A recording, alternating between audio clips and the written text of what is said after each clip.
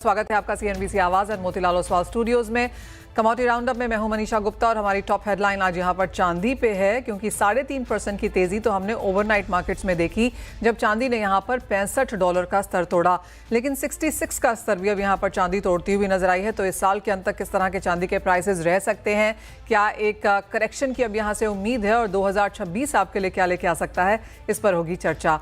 साथ ही बात करेंगे यहां पर कच्चे तेल की, जहां पर 2021 के बाद सबसे बड़ी गिरावट इस साल में देखने को मिल रही है और अब तक चांदी इस साल में करीबन 23 से 27% तक की गिरावट दिखा चुकी है। WTI और ब्रेंट फिलहाल दोनों ही $60 के नीचे कारोबार कर रहे हैं। इन सब पर बात करने के लिए हमारे साथ जुड़ रहे हैं अनमोल सिल्वर के CEO किशोर रुनवाल, मेटल फोकस के सीनियर कंसल्टेंट हर्षल बारोट, हमारे साथ जुड़ेंगे HPCL के farmer CMD MK Surana and NSMC global securities से वंदना भारती। आप सभी का कार्यक्रम में स्वागत है। शुरुआत यहाँ पर चांदी के साथ कर लेते हैं, क्योंकि 127% की तेजी चांदी में हमने इस साल में अब तक यहाँ पर आते हुए देखी है।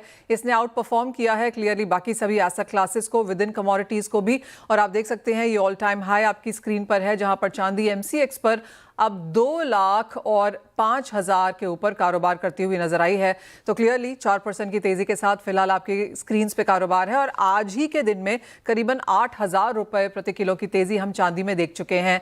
किशोर जी, आप लगातार इस साल हमें कहते रहे कि चांदी में तेजी आएगी, लेकिन $66, $67 और 2,05,000 की एक्सपेक्टेशन तो शायद आपने भी इस साल में नहीं की थी। नमस्ते Manisha ji. It is the greatest bull run in commodity of silver. ये अभी बुल नहीं रहा है, हॉर्स की तरह भाग रहा है। और अभी अगर देखेंगे कि कमोडिटी मार्केट्स में silver is given very good returns, 127% return एक साल में, means people have made good money. अगर इस रेट में अगर वो सेल करते हैं तो आई थिंक कोई भी मेटल इतनी तेजी से नहीं बढ़ा है। और अगर अभी आप देखेंगे कि और तेजी मुझे दिख रही है, round about we may touch somewhere near $70। ये जो वेव का पैटर्न है, this is the third wave. जो फर्स्ट वेव 1 लाख से 1,50,000 तक का वेव था और 1,50 से 2 लाख का वेव था, और we are entering into the third wave में हम लोग we might end up somewhere near 2,25,000 to 230 very shortly. Absolutely. यहाँ पर मैं आपसे टाइम जोन फ्रेम्स नहीं मांगूंगी, क्योंकि वो अब किसी को यहाँ पर पता नहीं है। लेकिन जैसे आपने कहा कि हम ऑलरेडी 6630 का एक्चुअली हाई है, हम वो चांदी के प्राइसेस आपकी स्क्रीन पर फिर से लेके आना चाहेंगे। 66.30 का अब तक का ऑल टाइम हाई है, सिर्फ $3.5 दूर है हम $70 प्रति आउंस से। और भारतीय बाजारों की अगर बात की जाए तो 2,30,000 का स्तर यहाँ पर किशोर जी बोल रहे हैं, 2,05,000 पर ऑलरेडी कारोबार होता हुआ। हर्षल, आप कैसे देखते हैं? और मैं फिलिप से बात कर रही थी, जिन्होंने भी कहा कि 62 के टारगेट्स थे हमारे इस साल के लिए, नेक्स्ट ईयर फर्स्ट क्वार्टर के लिए भी, लेकिन अब 70 is the next new target. जी बिल्कुल मनीषा, आई थिंक हमारे जो नेक्स्ट ईयर के टारगेट्स थे सिल्वर ने ऑलरेडी उसे सरपास कर दिया है। But on average we were looking at average silver prices जो है 2026 में would be around 45% higher than 2025। तो उस लिहाज से आई थिंक यस $72 तक की पॉसिबिलिटी है।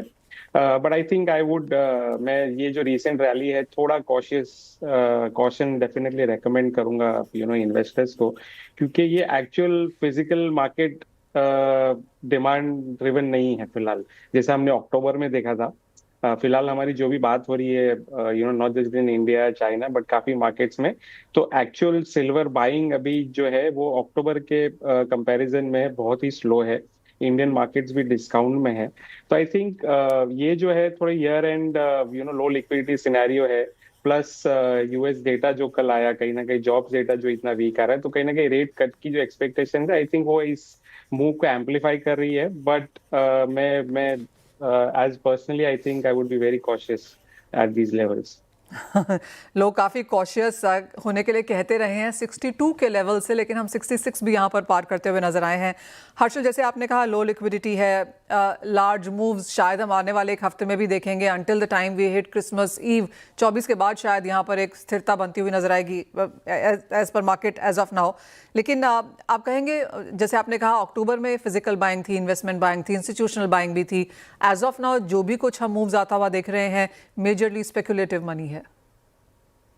एक तरह से ये डेफिनेटली कह सकते हैं। और दूसरा सिल्वर मार्केट में डिसलोकेशन तो है, क्योंकि US में टैरिफ्स के डर से जो US में जो मेटल है वो कहीं ना कहीं अक्टूबर में कुछ एक्सटेंड तक मूव आउट हुआ था जब लंदन में बहुत ज्यादा शॉर्टेज थी, बट वो इतने एग्रेसिवली वो मेटल मूव आउट नहीं हो रहा है। तो कहीं ना कहीं ये जो शॉर्टेज की स्टोरी जो प्ले आउट हो रही है वो बेसिकली एक डिसलोकेशन है कि सिल्वर के स्टॉक्स है, यूएस में भी है, चाइना में भी है, लंदन में भी है, बट कहीं ना कहीं क्योंकि वो फ्रीली मूव नहीं कर पा रहे हैं। चाइना में भी अक्टूबर में न्यूज थी कि कहीं ना कहीं एक्सपोर्ट कंट्रोल्स आएंगे, कुछ ही एंटिटीज को सिल्वर एक्सपोर्ट अलाउ होगा। तो आई थिंक ये सब चीजों ने एक element of speculation definitely market में ऐड कर दिया है। तो मैं कहूंगा कि फिजिकल फंडामेंटल्स फिलहाल जस्टिफाई नहीं कर रहे हैं इतने फास्ट मूव को। डेफिनेटली फिजिकल फंडामेंटल्स की वजह से हम लास्ट 3 साल से कह रहे हैं कि डेफिसिट है, सिल्वर की प्राइस ऊपर जाते हुए हमें दिख रही थी, बट ये जो रीसेंट मूव है I think too fast too soon है, according to me. Absolutely Kishore ji, जैसे आपने भी कहा कि 70 के प्राइसेस यहाँ पर देखने को मिल सकते हैं एंड एक चीज़ है खरीदारी को लेकर यहाँ पर जो बहुत ज़्यादा अब नहीं बनती हुई नजर आ रही है इंडियन मार्केट्स में। हर्षल ने जैसे कहा कि भारतीय बाजार एज ऑफ नाउ डिस्काउंट पर हैं, तो किस तरह का डिस्काउंट आप वहाँ बैंगलोर में देख रहे हैं और फिर कैसी फिजिकल बाइंग है? देखिए एमसीएक्स में 2,05,500 के आसपास रेट चल रहे हैं और मार्केट में चांदी 2,06,500 में माल बिक रहा है। मतलब आप समझ लीजिए 5,000 rupees down, rate already down चल रहा है। एक्चुअली मार्केट्स में रेट अभी 2,11,000 या 10,000 या 11,000 के रेट्स होने चाहिए, लेकिन ये रेट्स ऑलरेडी डिस्काउंटेड प्राइस में चल रहे हैं। मतलब आप समझ लीजिए कि इन्वेस्टमेंट रूप से काफ़ी कम है कि कोई भी चांदी इस डिस्काउंट रेट में आने का मतलब यही है कि इन्वेस्टर्स का बाइंग बहुत कम है मार्केट में। Second, markets are very very slow.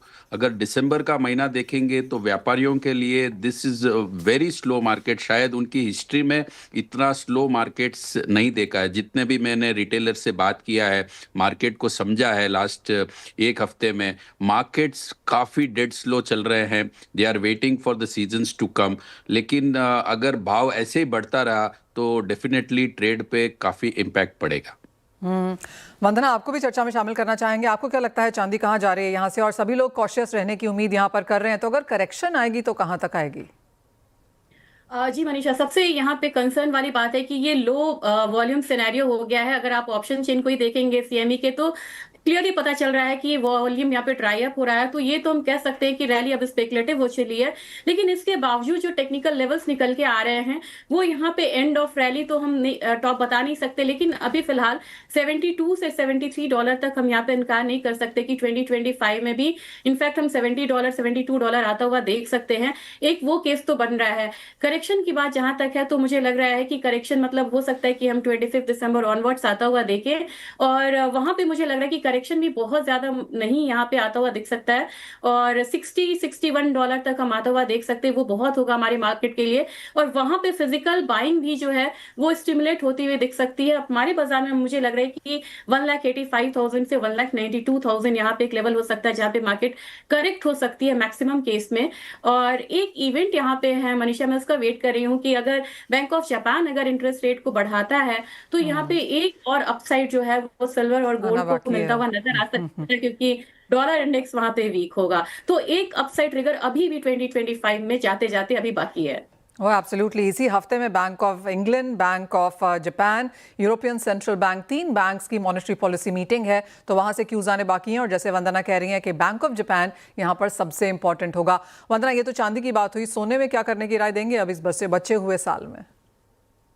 यहाँ पे लॉन्ग कंसोलिडेशन है, अभी तो चांदी की मूव है और सोना यहाँ पे बैकफुट पे दिख रहा है, लेकिन फिर भी $43.87 यहाँ पे बहुत स्ट्रांग यहाँ पे रेजिस्टेंस है। इसे ब्रीच करते हुए जैसे चांदी में क्विक मूव आई थी, हमने पहले $42 पे हर्डल आता हुआ देखा, फिर 43.87 यहाँ पे आया। मुझे लग रहा है 43.87 यहाँ पे ब्रीच होता है। अगर bank of Japan interest rate बढ़ाता है तो मुझे लग रहा है कि ये ट्रिगर इसको ब्रीच कर मतलब कि कर सकता है गोल्ड को 43.87 से ऊपर।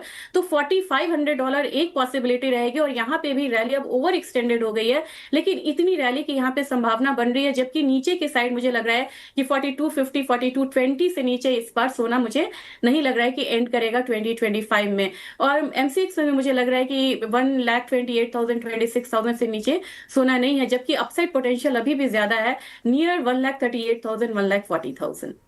ऑलराइट, तो 126 और 140 के बीच में यहाँ पर सोने में भी कारोबार रह सकता है। बहुत शुक्रिया वंदना आपका साथ जुड़ने के लिए, किशोर जी एंड हर्षल एज वेल। तो वो सोने चांदी की बात है, यहाँ पर चांदी और सोना दोनों आपको नए हाईज आगे जाते हुए दिखा सकते हैं। वेल, ये तो प्रेशियस मेटल्स की बात हुई, लेकिन बात अब यहाँ पर कच्चे तेल की करेंगे, क्योंकि एक बहुत बड़ा मूव हमने वहाँ पर भी आता हुआ देखा है। HPCL के फॉर्मर CMD MK सुराना हमारे साथ हैं। मिस्टर सुराना, बहुत शुक्रिया साथ जुड़ने के लिए। काफ़ी सारे फैक्टर्स बाजार में हैं, लेकिन मेजरली बात यह है कि ये तीसरा साल है नेगेटिव रिटर्न्स का, 23% की गिरावट, 5 साल के सबसे लोअर लेवल्स पे क्रूड प्राइसेस। आप क्या वॉच कर रहे हैं?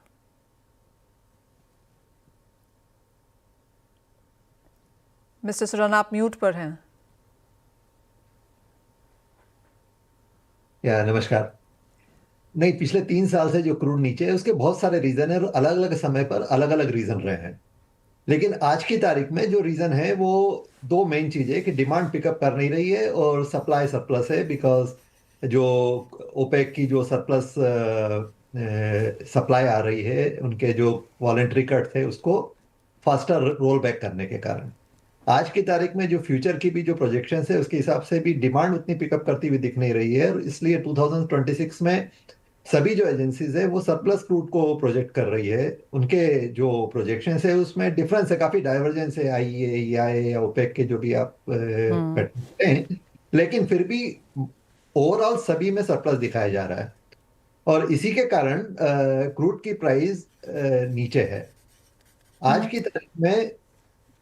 की तारीख में यदि 60 के नीचे आ जाया है तो मेरे ख्याल से भी आने वाले टाइम में यदि ये, उसका एक रीजन ये भी हो सकता है कि लोग सोच रहे हैं कि शायद यूक्रेन रशिया की डील जल्दी हो जाए तो उसके कारण रशियन क्रूड बाजार में आ जाए, या जो फ्लोटिंग ऑयल इन्वेंट्री है सी पे वो ऑनशोर आ जाए, तो उसके कारण ये जो है वो इमीडिएट गिरावट की दिखाई दे रही है। लेकिन मेरे ख्याल से दो सिनेरियो में यदि यूक्रेन रशिया की डील हो जाती है जल्दी तो थोड़ा एक इमीडिएट इफेक्ट आपको और नीचे लगाने का दिखेगा। लेकिन फिर भी मेरे ख्याल से जो सी फ्लोटिंग इन्वेंट्री वो थोड़ी ओवर स्टेटेड इशू है, क्योंकि अभी रशियन क्रूड सी में नहीं है, कुछ कुछ तो ऑनशोर आ ही रहा है because of various reason navigating through sanction entities. तो मेरे ख्याल से जो इन्वेंट्री जो हम सब लोग सोच रहे हैं कि इमीडिएट डाउन आ जाएगी, वो मुझे थोड़ा लॉन्ग शॉट लगता है। लेकिन फिर भी कम तो होगा उसके बाद इमीडिएटली, और उसके बाद again it will pick up to get it to a normalize rate, because उस केस में जो आर्बिट्राज आज की तारीख में आपके पास अवेलेबल है रशियन क्रूड के डिस्काउंट के कारण वो खत्म हो जाएगा और प्राइस विल बिकम कॉम्पिटिटिव। लेकिन यदि ये नहीं होता है तो उस केस में most of the factors are already factored in, तो सभी केसेस मेरे ख्याल से ये सब 60 ही लग रहा है अभी immediate future. Alright mister Surana, एक तरफ तो सप्लाई ज़्यादा है और दूसरी तरफ डिमांड थोड़ी सी कमज़ोर है, चाहे वो चाइना से आता हुआ देखें, US के जो नंबर्स हैं, वेस्ट एशियन नंबर्स भी कोई बहुत ज़्यादा स्ट्रॉन्ग पिक्चर यहाँ पर पेंट नहीं करते। यस, सभी दूर से ऐसा ही अभी दिख रहा है। इंडिया ही एक ब्राइट मार्केट है, बाकी तो सभी दूर से थोड़ा कमजोर ही है। मिस्टर सुराना, इंडिया की स्ट्रैटेजीज कैसे जाता हुआ देखते हैं, क्योंकि जो लास्ट 2 महीने के नंबर्स आए हैं दिखाते हैं कि रशियन क्रूड इंपोर्ट्स कुछ कम हुए हैं, शायद दिसंबर भी उसी ओर जाएगा, लेकिन आगे जाकर इंडिया को क्या स्ट्रैटेजी यहाँ पर अपनानी होगी? नहीं, मेरे ख्याल से दिसंबर का नंबर तो ठीक होने की प्रोजेक्शन है। सो मेरे ख्याल से India has navigated it through well, और जो सैंक्शन एंटिटीज है उनसे बचते हुए इंडिया तो रशियन क्रूड प्रोक्योर कर रहा है। ऑफ कोर्स जो एंटिटीज पहले ज्यादा प्रोक्योर कर रही थी और अभी प्रोक्योर कर रही है उसमें थोड़ा डिफरेंस आया है, लेकिन फिर भी रशियन क्रूड इंडिया शायद आता रहेगा। अच्छी खासी गिरावट इस साल में बनती हुई नजर आई है। The only reason mister Surana कि आज हमने प्राइसेस में थोड़ा सा सपोर्ट देखा है, वो US प्रेसिडेंट के स्टेटमेंट के बाद है। वेनेजुएला रिलेटेड शिप्स को जहां पर उन्होंने टोटली ब्लैकआउट करने की बात की है, आपको लगता है ये कुछ कुछ सेंटिमेंट सपोर्टिव स्टेटमेंट्स हैं, लेकिन बहुत बड़ा इम्पैक्ट फिर भी इसका प्राइसेस पे नहीं है? मेरे ख्याल से इससे बहुत बड़ा इम्पैक्ट आने का चांस भी नहीं है, क्योंकि जितनी सरप्लस इन्वेंट्री है उसके कंपैरिजन में जो वेनेजुएला का जो एक्सपोर्ट हो रहा है, मेरे ख्याल से कुछ शायद 0.86 मिलियन बैरल पर डे या ऐसा कुछ हो रहा है उनका, 860,000 बैरल्स।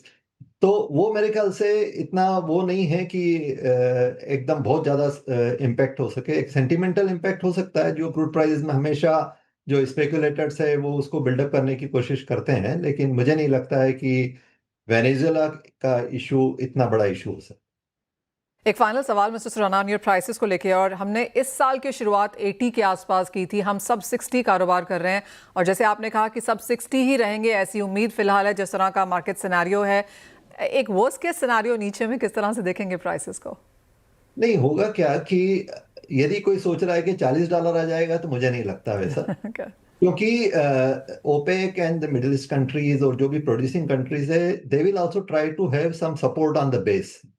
तो मुझे लगता है 55 से 60 के बीच में ही घूमेगा, थोड़ा बहुत इधर उधर हो सकता है, लेकिन हाँ 65 के ऊपर जाने का भी चांस कम है और 50 के नीचे का आना चांस भी कम।